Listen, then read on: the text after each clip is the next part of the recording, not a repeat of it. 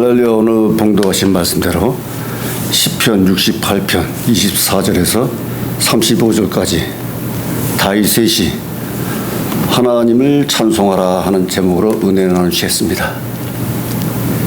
24절에 보면 하나님이여 저희가 주의 행차하심을 보았으니 곧 나의 하나님 나의 왕이 성소에 행차하시는 것이라. 다윗이 항상 2권에서 이제 시편 2권에서 구사했듯이 첫 절에는 하나님이여를 부르짖습니다. 하나님이여. 하나님을 찾는 것이죠.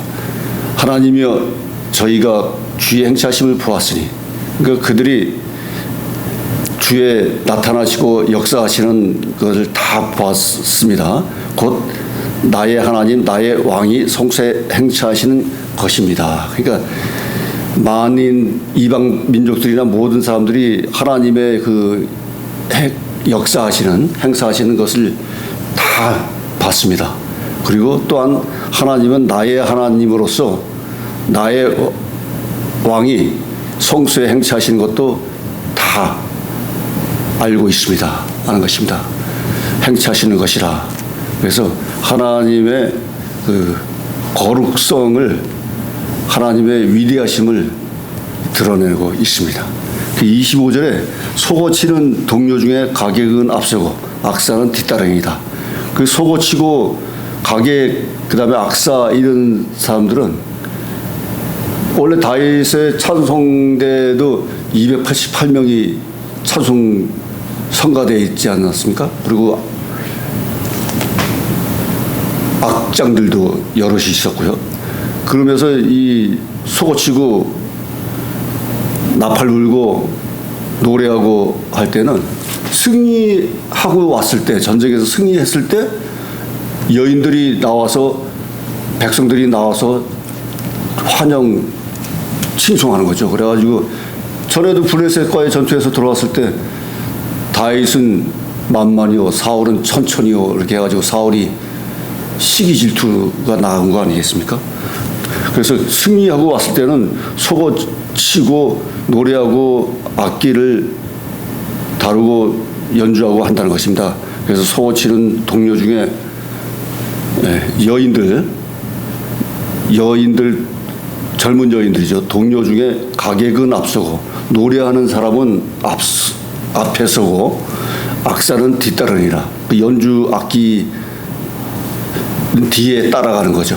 이게 이스라엘 백성이 전쟁 치르러 나가면서 행진할 때에도 이 순서에 따라서 진영을 갖춰서 나가는 거죠. 언약궤도 뒤따르고, 그래서 백성들은 뒤에 따르고, 이렇게 해서 진군에 나가는 거죠. 그래서 66절에 이스라엘의 근원에서 나온 너희여 대중에서 하나님 곧 주를 송축할지어다. 이스라엘의 근원, 백성들은 이스라엘 근원, 아브라함의 언약, 이삭의 언약, 야곱의 언약, 그 믿음의 조상들의 그 씨앗들 아닙니까? 시족들인데 거기서 나온 너희들이 대중에서 하나님이 곧 송축할지어다. 그러니까 대가 이 하나님을 믿는 백성들, 그 공동체, 뭐 대가 요즘도 대가 많죠. 뭐 성가대회, 뭐 부흥회, 뭐 대가 많이 공동체 그 집회가 많잖아요. 그것을 뜻하는 것입니다. 하나님이 곧 거기서 주를 송축할지어다. 그러니까 하나님의 영광을 돌리는 거예요. 거기는 저희 주관자 작은 베냐민과 유다의 방백과 그 무리와 그 스불론의 방백과 납달리의 방백이 있도다. 그래서 그들은 그들의 주관자는 작은 베냐민과 유다의 백성. 그러니까 작은 베냐민이 그 사해바다의 북쪽에 끝에 있는데 베냐민 지파 그 땅에, 베냐민 지파 땅에 예루살렘이 있는 거죠. 예루살렘 성소가 있는 거죠.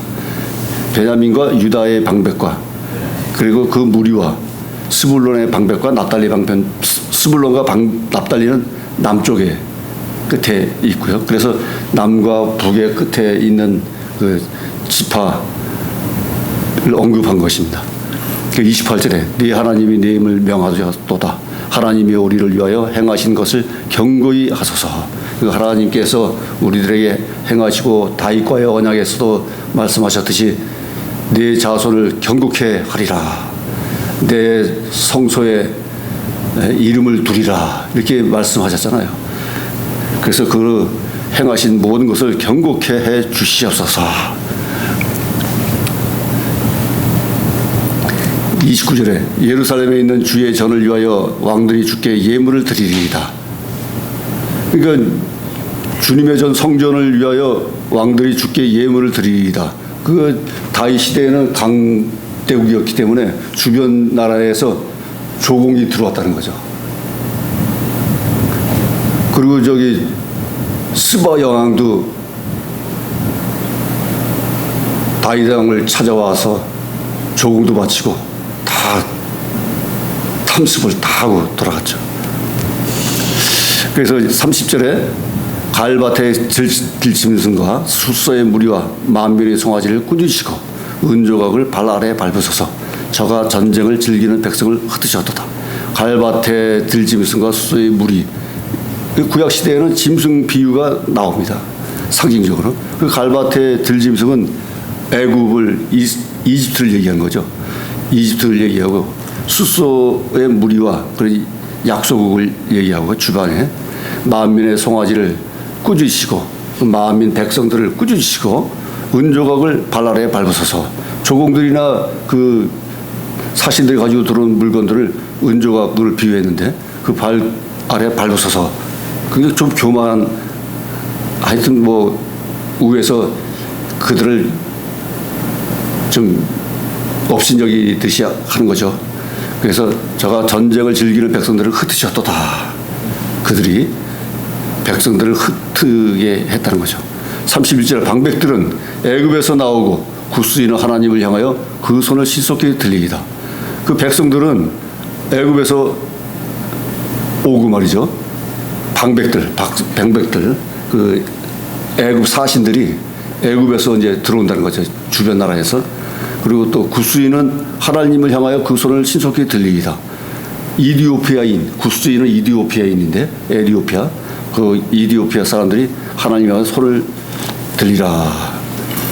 32절에 땅의 열방들아 하나님께 노래하고 주께 찬송할지어다. 땅의 모든 나라의 이방 나라들도 하나님께 노래하고 주께 하나님께 찬송할지어다. 하나님을 찬송하라는 거죠. 다윗이 어려움에 처했을 때 이때가 왕정 초기랍니다. 초기 때 다윗이 올라와서 주변 나라를 다스리고 이렇게 강대국으로 서 있을 때 하나님의 그 경배와 찬양을 올리라는 거죠.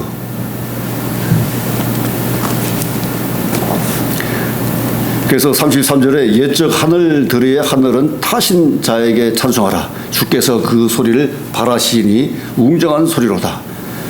예전에 하나님께서는 하늘들의 하늘 위에 하늘을 또한 천지 창조를 하시고 말이죠. 태초에 우주 만물을 만드시고, 그렇게 위대하신 존귀하신 하나님이신데 그 존귀하신 하나님을 찬송하라는 거죠. 주께서 그 소리를 바라시고 웅장한 소리로다. 그래서 창조하시고 하나님의 역사가 전쟁 치르러 나가면서도 하나님이 나타나시면 우랑탕탕 천둥과 번개가 치고 불이 내리고 막 그러지 않았습니까? 그러니까 하나님의 역사가 행사하시는 거죠. 그래가지고 그 소리를 웅장하게 소리를 나타낸다는 것입니다. 하나님의 광대하심, 권능, 역사를 표한 것입니다. 34절에 너희는 하나님께 능력을 돌릴지어다. 그 영이 이스라엘 위에 있고 그 능력이 하늘에 있도다. 그 하나님께 능력을 다 모든 영광 하나님께 돌리고 말이죠. 그 영이 이스라엘 위에 있고 그 능력이 하늘에 있도다. 하나님께 있도다. 그래서 하나님이 그 하늘 위에 초월성을 가지고 그 전지전능하신 능력을 발하시는 거죠. 35절에 하나님이여 이 영을 성소에서 나타내시나이다. 이스라엘 하나님은 그 백성에게 힘과 능을 주시나니 하나님을 찬송할지어다. 하나님은 성소에 계시고 또한 우리의 영혼 중에 거주하시고 성령을 받으면 우리 영혼 중에 내주하시고 온 우주 만물 위에 다 계시지 않습니까? 하나님은 특히 성소에 또 계시고 말이죠. 그래서 하나님이 임재하시면 구름이 역사하고 말이죠. 밤에는 불로 역사하시는 그런 하나님이신데 이스라엘의 하나님은 백성에게 힘과 능력을 주시나니 이스라엘의 하나님은 아도나이 하나님이라는 거죠. 아도나이 그 백성들과의 언약으로 인해서 선택한 하나님 스스로 있는 하나님은 이스라엘 백성을 선택하신 하나님이라는 거죠. 아도나이 하나님. 그런데 하나님을 찬송할지어다 했을 때는 이 본 원문에는 엘로힘이라는 거예요. 엘로힘. 그래서 백성들의 하나님은 아도나이 하나님이고 온 우주 만물의 만민의 하나님은 엘로힘이라는 거죠. 그래서 구분되는 것입니다. 그래서 이스라엘의 하나님뿐만 아니라 지금은 세계 만방에 지금 우리나라에도 기독교가 들어온 지 130년이 돼서 지금 다 기독교 하나님을 믿는데 처음에는 다 저도 그랬습니다.